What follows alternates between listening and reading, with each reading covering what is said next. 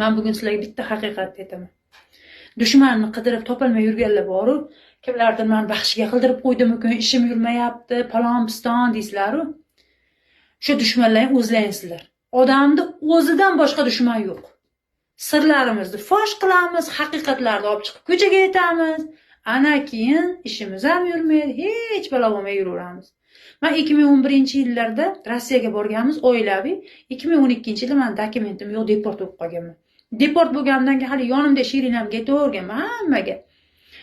Как будто ular men muammoimni yechib beradigandek, hali bunaqa dokumentim yo'q. Men hamma yo'q dokumentlarimda muammoligini hammaga aytaverganman. Keyin tasodif shularni ishga chiqqanman.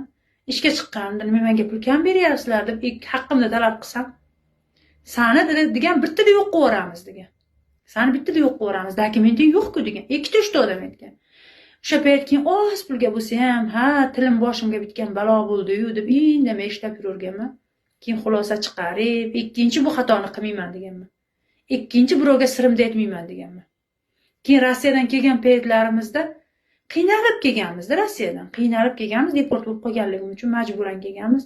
Vobshem pulimiz yo'q edi. Pulimiz yo'q paytda men pulimiz bor deb aldaganman odamlarni. Xudoni o'zi kechirsin, aldaganman. Pulim yo'q deganimda, bor deganim, yo'q deganimdaga nochor deb turib hech kim yordam bermasdi. Keyin shu bor bo'lib ketdi, Xudoga shukr. O'shaning uchun siringizni hammaga aytavermang.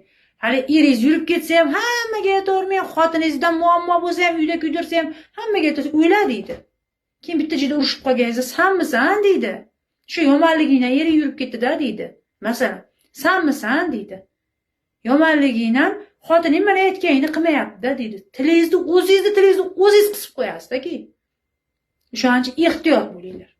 Do'st tanlashda adashmanglar, lekin do'st yo'q. Do'st umuman yo'q. Hamma sirni 100% aytadigan do'st yo'q.